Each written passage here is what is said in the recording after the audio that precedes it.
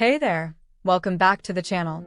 Today, we're diving into a hot topic in the gaming world, the Nintendo Switch OLED versus the Nintendo Switch, and we'll also take a quick look at the highly anticipated Switch 2 that's coming soon.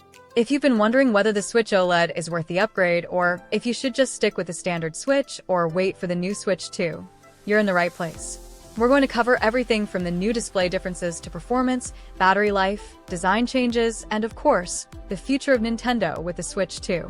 So, whether you already own a Switch or you're thinking about buying your first one, we've got you covered. By the end of this video, you'll have a much better idea of which model is right for you and what to expect in the future of Nintendo gaming.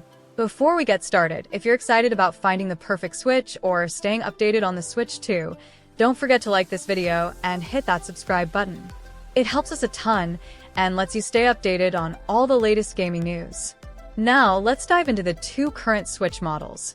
The Nintendo Switch itself is super versatile, letting you play at home or take your gaming on the go. It's that hybrid design that made it such a big hit when it launched back in 2017. The standard Switch has a 6.2-inch LCD screen, and it's great for gaming. But then, in 2021, Nintendo released the Switch OLED, which takes things up a notch with a 7-inch OLED screen. And let me tell you, the difference in picture quality is huge. The colors are more vibrant, the blacks are deeper, and everything just pops. If you're someone who spends a lot of time playing in handheld mode, this is a game changer.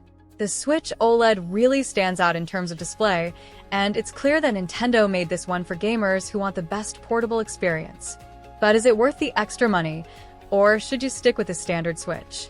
Let's find out. By the way, if you're loving this comparison so far, drop a thumbs up and smash that subscribe button for more content like this. When it comes to performance, both the Switch and the Switch OLED are nearly identical. Both consoles have the same NVIDIA Tegra X1 chip, which means that when it comes to gameplay, you're not going to see any major difference in how games run. Whether you're playing Zelda, Breath of the Wild, or Super Mario Odyssey, the performance is going to be almost the same. The Switch OLED does have a slight edge when it comes to sound. It has upgraded speakers that offer a richer, fuller sound when you're playing in handheld mode, so your games will sound a lot better without headphones. It's not a huge difference, but if you're like me and play games in handheld mode often, you'll notice the improvement.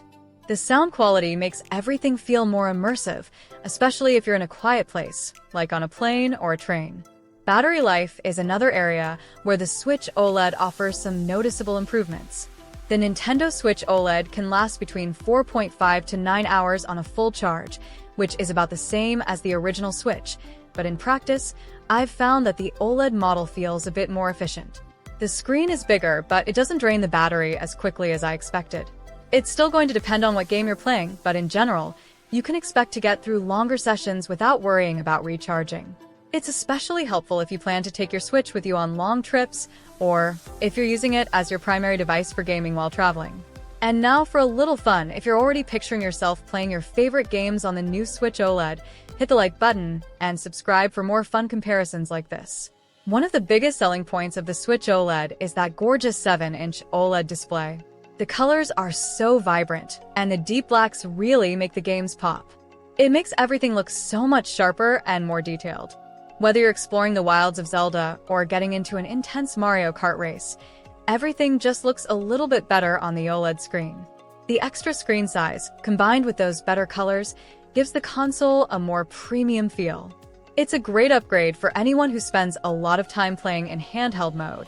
That said, there are still some things that the Switch OLED doesn't fix.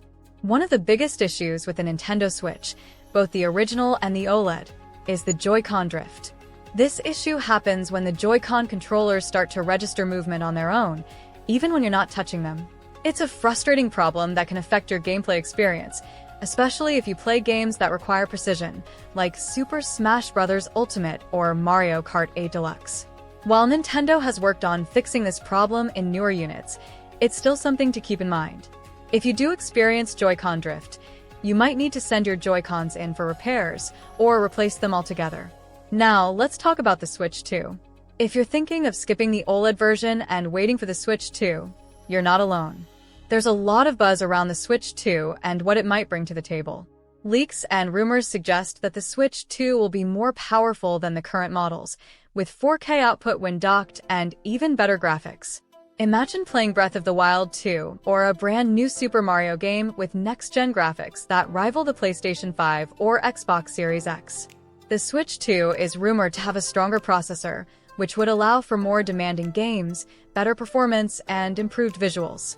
It could truly be the next leap forward for the Switch family, making it more capable of handling AAA games.